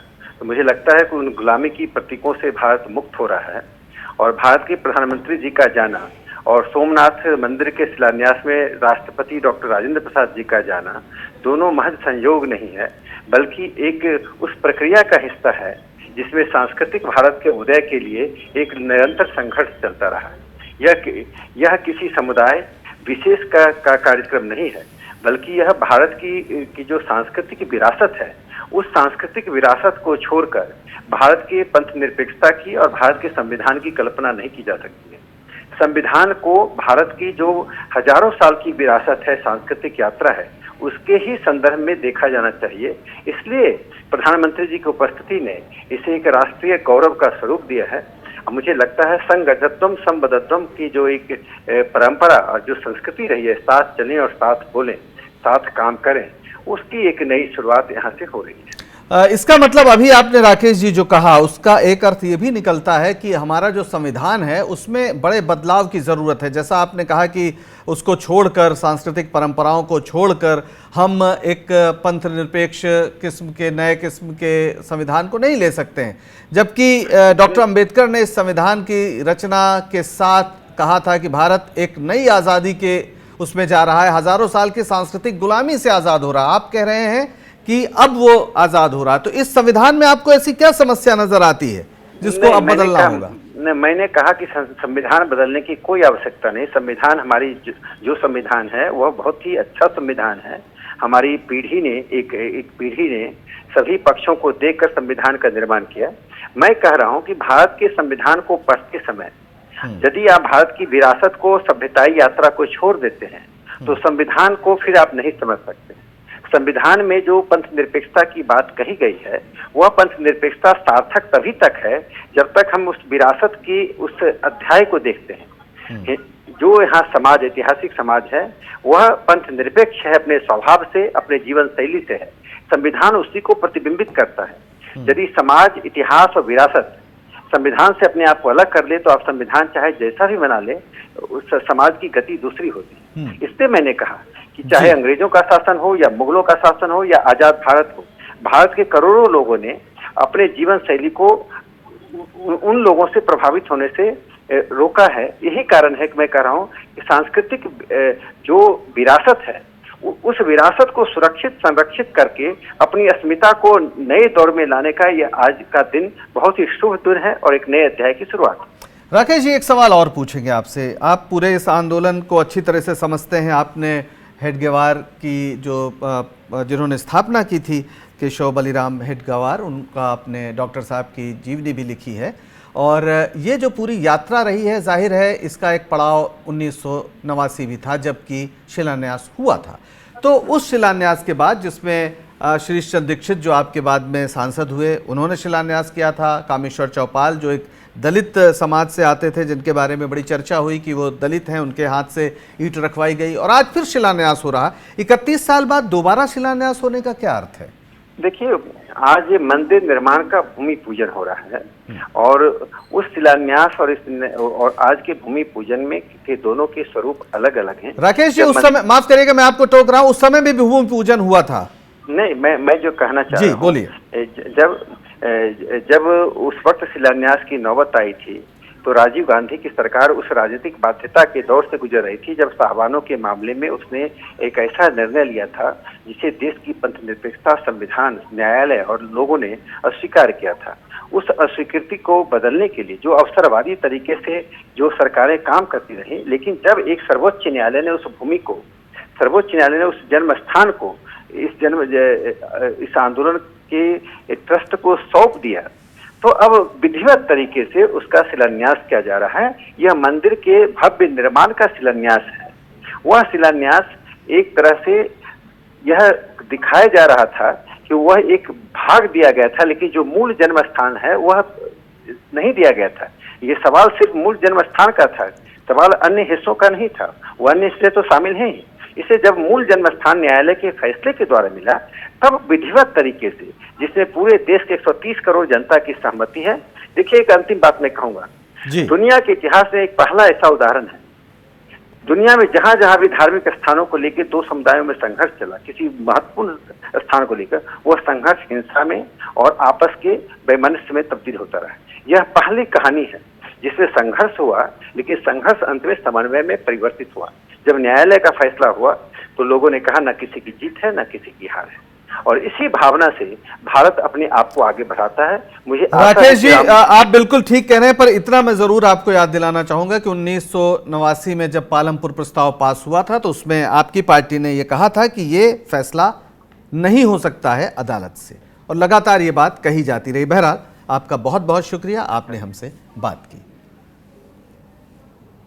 तो प्रधानमंत्री मोदी को आप देख सकते हैं वृक्षारोपण कर रहे हैं, और अभी योगी आदित्यनाथ ने बोलना शुरू किया है, हम उनको सुनते हैं। के बारे में जो सपना हम सब ने देखा है, मुझे लगता है कि उस बात का एहसास 3 वर्ष पहले उत्तर प्रदेश की इस अवधपुरी में दीपोत्सव के कार्यक्रम के साथ आप सब ने भी महसूस किया होगा। दीपावली का अवसर अवधपुरी के साथ जुड़ सके, अयोध्या के साथ जुड़ सके, और उस कार्यक्रम को उस रूप में जोड़ने के लिए जो कार्यक्रम प्रारंभ हुआ था, आज उस कार्यक्रम की सिद्धि के रूप में आदरणीय प्रधानमंत्री जी के कर कमलों से इस अवसर पर श्री राम जन्मभूमि के भव्य और दिव्य मंदिर के निर्माण कार्य के भूमि पूजन और कार्य शुभारंभ का यह पवित्र पल भी हम सबको देखने का अवसर प्राप्त हुआ है। यह कार्य श्री राम जन्मभूमि तीर्थ क्षेत्र न्यास मंदिर निर्माण का करेगा, लेकिन अवधपुरी को दुनिया के सबसे वैभवशाली और सबसे समृद्धशाली नगरी के रूप में भौतिक विकास की दृष्टि से सांस्कृतिक परंपरा को क्षुण्ण बनाए रखते हुए आगे बढ़ाने के संकल्प के लिए हम सब प्रतिबद्ध हैं। और तो राम मंदिर का भूमि पूजन संपन्न हुआ है, और आप देख सकते हैं कि अभी तस्वीरें, जो अब थोड़ी देर पहले की तस्वीरें हैं, प्रधानमंत्री मोदी इस पूजन के मुख्य जजमान थे। इसके अलावा राज्यपाल आनंदीबेन पटेल, मुख्यमंत्री योगी आदित्यनाथ और आरएसएस के जो सरसंघचालक हैं मोहन भागवत, वो यहाँ पर मौजूद रहे। इसके बाद अभी आपने योगी आदित्यनाथ को सुना, मुख्यमंत्री को, जिन्होंने कहा कि ये एक पुराना सपना था और देश में राम राज्य स्थापित करने की दिशा में एक बड़ा कदम उन्होंने उठाया। तो आज एक राम मंदिर आंदोलन का एक महत्वपूर्ण दिन, शिलान्यास दोबारा कहा जा रहा है कि ये शिलान्यास इसलिए कि ये जो फैसला आया है सुप्रीम कोर्ट का, उसके बाद ये शिलान्यास हुआ है। इसके पहले 1989 में जब राजीव गांधी प्रधानमंत्री थे तो एक शिलान्यास हुआ था, जिसमें बीजेपी के तमाम नेता, विश्व हिंदू परिषद के तमाम नेता और अयोध्या के तमाम संत शामिल हुए थे। तो हमारे साथ हमारी सहयोगी रितिका भी मौजूद है। रितिका, आज आप जो ये पूरा देख रही हैं, वो इसको आप किस नज़रिए से देखना चाहेंगे? कुछ लोग कह रहे हैं ये एक सांस्कृतिक मुद्दा है, कुछ लोग कह रहे हैं कि ये एक बड़ा कहा जाए इसके पीछे बड़ी राजनीति है, तो आप कैसे देखती हैं इसको?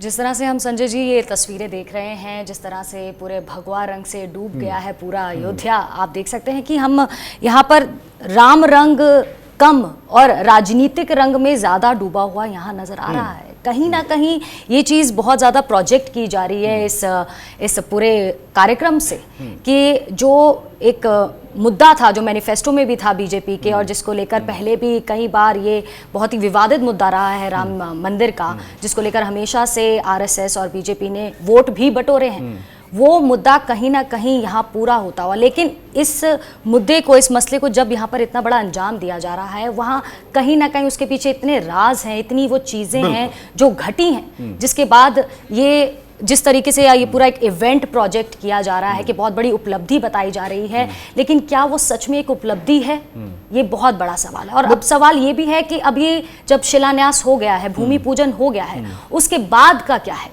उसके बाद क्या होगा? ये मंदिर बन जाएगा, हमारे समाज का क्या होगा? क्या इसको एक बहुत बड़ा डेवलपमेंट माना जाए हमारे देश के लिए? बिल्कुल, मंदिर एक भावनात्मक मुद्दा है और जो लोग भी इसमें शामिल थे उनके लिए निसंदेह एक बड़ा दिन है कि अब कोई भी बाधा मंदिर निर्माण में नहीं है, लेकिन देश के निर्माण में तमाम बाधाएं हैं। और रामराज्य जिसकी बार बार बात होती है, उसका एकमात्र कसौटी जो तुलसीदास कह गए हैं, दैविक भौतिक तापा रामराज नहीं काहुई व्यापा, यानी किसी तरह का किसी को भी ना दैविक और भौतिक किसी तरह की आपदा ना हो, यानी वो समृद्ध हो, वो स्वस्थ हो और प्राकृतिक आपदाओं से भी पूरी तरह से सुरक्षित रहे। एक ऐसा समय जब हम देख रहे हैं कोरोना काल, जबकि स्वास्थ्य की सेवाएं बुरी तरह चरमराई हुई हैं, एक बड़ी चुनौती है कि कैसे इस मोर्चे को भी हमारी मौजूदा सरकारें साधें। इसके बाद ही शायद राम राज्य की किसी कल्पना पर बात करना संभव है। बहरहाल आज प्रधानमंत्री मोदी पहुंचे और उन्होंने अपना जो भूमि पूजन का कार्यक्रम था, जो शिलान्यास के कार्यक्रम था, उसमें वो शामिल हुए।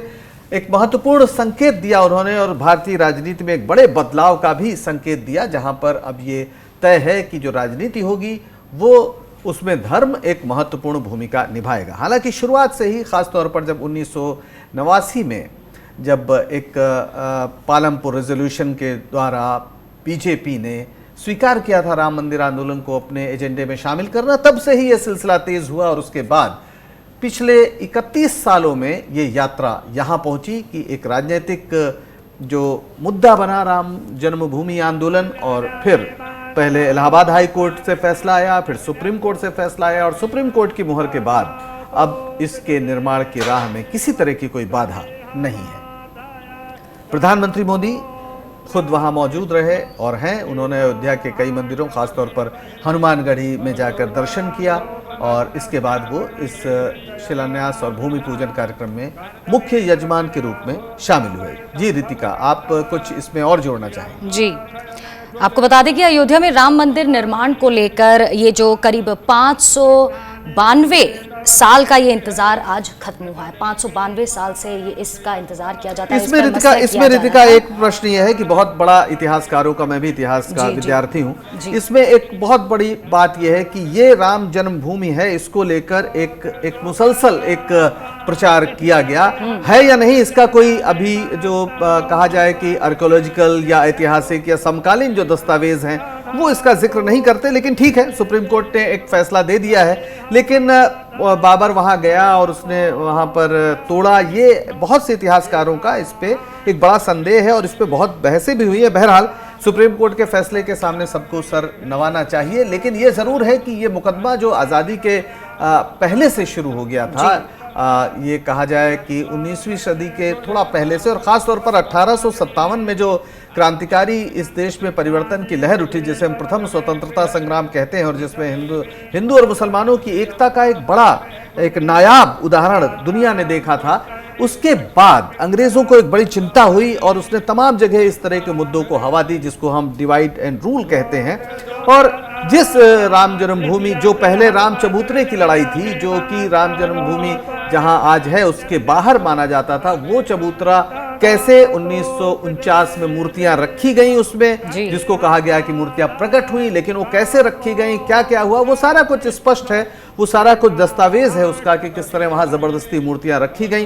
और उसके बाद लगातार इस बात का प्रचार किया गया कि यही राम जन्मभूमि है। मैं आपको बताऊं, मैं बचपन में अयोध्या जाता था, मेरी वहां पर मेरी बुआ रहती थी, तो वहां पर बहुत से ऐसे मंदिर थे जो अपने को खुद को असली राम मंदिर, राम जन्मभूमि स्थल कहते थे। तो कुल मिला के इसे एक आस्था का प्रश्न बनाया गया और लोगों ने कहा नहीं, बिल्कुल अयोध्या नहीं, अयोध्या में इसी स्थान पर राम जन्मभूमि है और यहीं पर राम पैदा हुए। तो इसलिए ये जो 500 या 592 और इस तरह की बातें कही जाती हैं, ये एक खास पॉलिटिकल नैरेटिव का हिस्सा भी है, ये भी हमें समझना चाहिए। वरना तुलसीदास जब अकबर के समय मानस लिखते हैं तो उसमें बिल्कुल नहीं लिखते हैं कि यहाँ पर कोई राम मंदिर था, उल्टा वो लिखते हैं कि मांग के खाइबो मस्जिद में सोइबो, यानी मांग के खाएंगे और मस्जिद में सोएंगे। जब उन्हें काशी के पंडितों ने इसलिए भगा दिया कि वो संस्कृत में ग्रंथ ना लिखकर एक लोक भाषा अवधी में लिख रहे हैं। तो हमें लगता है कि इस पूरे पॉलिटिकल नैरेटिव को भी हमें समझना चाहिए। इसमें कोई शक नहीं कि पूरी दुनिया में जो बहुसंख्यकों की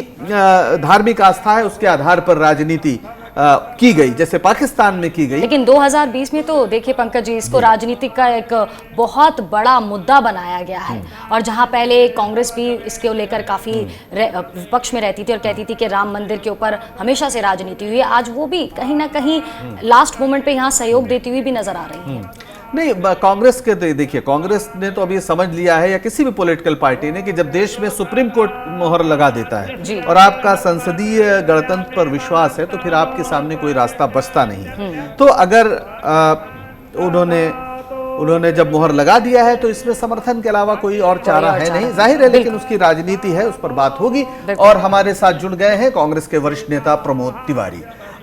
प्रमोद जी, आज के दिन को किस तरह से आप देखेंगे, खासतौर पर प्रधानमंत्री मोदी जब वहां शिलान्यास करने पहुंचे हैं, और जब आपकी सरकार थी केंद्र में तो एक बार पहले भी शिलान्यास 1989 में हो चुका था। तो आज जो शिलान्यास है और ये जो 31 साल की यात्रा है, उस सब को आप किस तरह से देखते हैं? देखिए, मैं बताऊं आपको, 2 शिलान्यास आप लोगों को मालूम है, एक और जोड़ लीजिए। कल्याण सिंह जी जब मंत्री थे, मुख्यमंत्री, तो इन्होंने विधानसभा में, इनके संसदीय मंत्री होते थे राजेंद्र गुप्ता जी, उन्होंने घोषणा की थी कि मंदिर का शिलान्यास हो गया 6 दिसंबर को, उसका मूर्ति स्थापना हो गई और मंदिर का निर्माण कार्य प्रारंभ हो गया। तो दूसरा, ये तीसरा कहिए है जी। चौथी चीज अब मैं जोड़ दूं आपको, आपका कहना ये है कि संदर्भ में चूंकि सर्वोच्च न्यायालय का निर्णय हुआ है और जो सुप्रीम कोर्ट का जजमेंट होता है जी, that is known as a law of land, यानी वो धरती का कानून बन जाता है जी। और चूंकि सर्वसम्मत से वहां मंदिर निर्माण का आदेश हुआ है सुप्रीम कोर्ट का, तो इसलिए भव्य राम मंदिर का निर्माण हो, इसके हम सब पक्षधर हैं। हम चाहते हैं वहां भव्य राम मंदिर का निर्माण। जी बिल्कुल, आप की बात बिल्कुल ठीक है। एक, चूंकि आप वकील भी हैं, कानून के जानकार हैं प्रमोद जी, आपसे एक सवाल जरूर हम पूछेंगे। आज़ादी के बाद खासतौर पर एक सहमति थी कि जो राजनीति है, राजनीतिक दल हैं, वो धार्मिक मुद्दों को नहीं उठाएंगी। धर्म एक अलग मसला है, राजनीति एक अलग मसला है। लेकिन बीजेपी ने लगातार इसको क्वेश्चन किया और अपने पालमपुर रेजोल्यूशन में सीधे सीधे राम मंदिर को एक अपना राजनीतिक मुद्दा बनाया। तो क्या अब ये माना जाए कि देश में जो खासतौर पर नेहरूवियन सेकुलरिज्म की अवधारणा थी, अब पूरी तरह से उसको छोड़ने के अलावा किसी भी राजनीतिक दल के लिए कोई चारा नहीं बचा है, क्योंकि अब आपको धर्म की शक्ति को राजनीति की शक्ति में बदलने की मजबूरी बनी हुई है, ना कि उससे निकलकर अलग निकल जाने की? देखिए, मैं इसको बहुत स्पष्ट करूं। पहली बात, भव्य राम मंदिर का निर्माण हो, उसमें कोई विवाद नहीं होना चाहिए।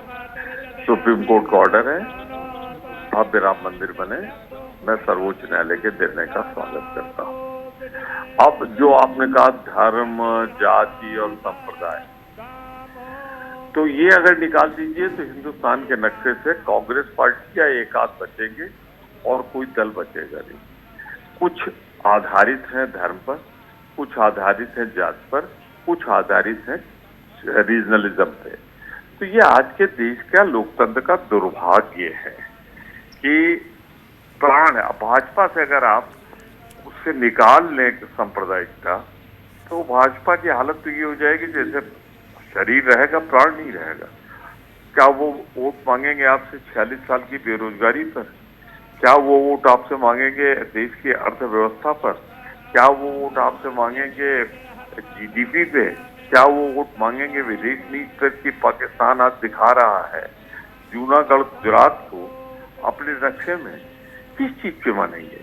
चीन आज भी सैटेलाइट दिखा रहा है कि चीन ने LAC के इधर कब्जा कर रखा है। तो हर मोर्चे पे जो ये असफल है, तो इनको तो हर हालत में सांप्रदायिकता के अलावा जिंदा ही नहीं रह सकते। जी, तो बहरहाल आपका बहुत तीखा वार है। आपका बहुत शुक्रिया हमसे बातचीत करने के लिए प्रमोद तिवारी जी। तो कुल मिला के कांग्रेस के वरिष्ठ नेता और उत्तर प्रदेश में कांग्रेस के खासतौर पर वरिष्ठ नेता लगातार जो विधायक बनते रहे, पार्टी चाहे जीतती रही या नहीं जीतती रही, लेकिन प्रमोद तिवारी लगातार जीतते रहे, ये भी एक इतिहास है। और उनका ये कहना है कि 6 दिसंबर को भी एक शिलान्यास होने का दावा किया गया था और ये दावा संसदीय कार्य मंत्री कल्याण सिंह की जो कैबिनेट में थे राजेंद्र गुप्त, उन्होंने विधानसभा के पटल पर किया था। यानी 1989 और उसके बाद 6 दिसंबर 92 और 5 अगस्त 2020, तीन बार शिलान्यास। जैसी राजनीतिक जरूरत वैसी शिलाएं। बहरहाल ये तस्वीर एक बार फिर आप देखिए। प्रधानमंत्री मोदी पहुंचे भूमि पूजन के लिए अयोध्या। शुरुआत सुबह से हुई, तकरीबन 11 बजे वो लखनऊ पहुंचे और वहां से हेलीकॉप्टर के जरिए, सेना के हेलीकॉप्टर के जरिए वो वहां पहुंचे अयोध्या, जहां के साकेत डिग्री कॉलेज में हेलीपैड था, जहां मुख्यमंत्री योगी आदित्यनाथ ने उनका स्वागत किया। इसके बाद वो गए हनुमानगढ़ी में उन्होंने पूजा अर्चना की और हनुमानगढ़ी के बाद वो पहुंचे इस परिसर में, जिसे हम राम जन्मभूमि परिसर अब सुप्रीम कोर्ट की मुहर के बाद कहते हैं। यहाँ पर भूमि पूजन और शिलान्यास का कार्यक्रम, जिसमें मुख्य जजमान के रूप में प्रधानमंत्री मोदी शामिल हुए। आप देख सकते हैं तस्वीरें, एक मुख्य जजमान का जो आसन होता है वहां पर बैठे हैं प्रधानमंत्री मोदी। जी रितिका, क्या लग रहा है देखकर? ये तस्वीरें अपने आप में बहुत कुछ बयान कर रही हैं, संदेश दे रही हैं, जिस तरह से देना चाहिए, या जो लोग इसकी उपेक्षा कर रहे थे कि किस तरह से आज के इस पूरे कार्यक्रम का संदेश लोगों तक पहुंचेगा। कल प्रियंका गांधी का भी एक बयान सामने आया था जिसमें उन्होंने कहा था कि ये एकजुटता का संदेश दे, बंधुत्व का संदेश दे। कहीं ना कहीं वो संदेश यहाँ मैं भी ढूंढने की कोशिश कर रही हूँ पंकज जी इन तस्वीरों में। वहीं जब हम कांग्रेस की बात कर रहे थे तो कांग्रेस के पूर्व अध्यक्ष राहुल गांधी ने भी ट्वीट के जरिए अपने रिएक्शन दिया है इस पूरे पर। वो मैं अपने दर्शकों को बताना चाहूँगी कि मर्यादा पुरुषोत्तम भगवान राम सर्वोत्तम मानवीय गुणों का स्वरूप हैं। वे हमारे मन की गहराइयों में बसी मानवता की मूल भावना है। राम प्रेम है, वे कभी घृणा में प्रकट नहीं हो सकते। राम करुणा है, वे कभी क्रूरता में प्रकट नहीं हो सकते। राम न्याय है, वे कभी अन्याय में प्रकट नहीं हो सकते। ऐसा ये ट्वीट यहाँ बिल्कुल आपने जो पढ़ा रितिका वो हमारे सामने भी है। राम के उन गुणों की चर्चा राहुल गांधी कर रहे हैं जिनकी चर्चा आजकल बड़ा कम होती है। राम के अभय मुद्रा को देखते हुए हम लोग बड़े हुए हैं, आशीर्वाद देते हुए वो। लेकिन इस आंदोलन के दौरान एक क्रोध से भरे हुए, एक कहा जाए उनके रौद्र रूप को प्रचारित किया गया। बहरहाल राहुल गांधी का ये ट्वीट याद दिला रहा है कि राम के होने का मतलब क्या है। एक बार फिर पढ़ते हैं कि मर्यादा पुरुषोत्तम भगवान राम सर्वोत्तम मानवीय गुणों के स्वरूप हैं। वे हमारे मन की गहराइयों में बसी मानवता की मूल भावना है। राम प्रेम है, वे कभी घृणा में प्रकट नहीं हो सकते। राम करुणा है, वे कभी क्रूरता में प्रकट नहीं हो सकते। राम न्याय है, वे कभी अन्याय में प्रकट नहीं हो सकते। एक बहुत महत्वपूर्ण बात राहुल गांधी ने याद दिलाई है, जो वो किसी भी पार्टी के नेता हो सकते हैं, लेकिन इस बात से जो उन्होंने ट्वीट किया है उससे इनकार नहीं किया जा सकता। और इधर दिग्विजय सिंह जो कांग्रेस के एक और वरिष्ठ नेता हैं, मध्य प्रदेश के पूर्व मुख्यमंत्री, उन्होंने भी कुछ महत्वपूर्ण प्रश्न उठाए हैं धर्म के दायरे में। उन्होंने कहा कि आज अयोध्या में भगवान रामलला के मंदिर का शिलान्यास वेद द्वारा स्थापित ज्योतिष शास्त्र के स्थापित मान्यताओं के विपरीत हो रहा है। हे प्रभु, हमें क्षमा करना। दरअसल दिग्विजय सिंह बार बार ये सवाल उठा रहे हैं कि ये समय ही नहीं है जब मुहूर्त ही नहीं है। उन्होंने कहा कि यह निर्माण निर्विघ्न रूप से पूरा हो, यही हमारी आपसे प्रार्थना है। जय सिया राम। उनका जो कहना है कि खासतौर पर वो शंकराचार्य स्वामी स्वरूपानंद के शिष्य हैं, उनका कहना है कि ये जो पूरा आज हुआ है इसमें मुहूर्त था ही नहीं। वैसे भी चतुर्मास जो होता है, जो वर्षावास जिसको हम कहते हैं, एक ज़माने में जब बारिश की वजह से यात्राएं बहुत मुश्किल थी तो सभी संत महात्मा एक स्थान पर रहते थे 4 महीने तक। उसको वर्षावास कहा जाता था, चतुर्मास कहा जाता था, और उस समय कोई शुभ कार्य नहीं होता था। उसी की याद दिला रहे हैं दिग्विजय सिंह। तो आज राम भक्ति को अलग अलग तरीके से व्याख्यायित कर रहे हैं। तुलसीदास जो शायद सबसे बड़े राम भक्त हुए हैं, जिनकी वजह से, जिनकी मानस की वजह से जन जन में राम व्यापे हैं, उन्होंने क्या कहा है वो बड़ा सुंदर है। एक सुनिए आप, धूत कहो अवधूत कहो रजपूत कहो जुल्हा कहो कोहू की बेटी से बेटा न ब्याहब काहू की जात बिगार न सोऊ तुलसी सरनाम गुलाम है राम को जाको रुचे सो कहे कछु को मांग के खाइबो मसीज में सोइबो लेबो को एक न देबो को दो। यानी तुलसी कह रहे हैं कि तुम लोग मुझे जो भी कहो मैं मांग कर खाऊंगा, मस्जिद में सोऊंगा, लेकिन मैं राम का गुलाम हूं, ये वो कह रहे हैं। बाकी किसी चीज से मुझे कोई मतलब नहीं है।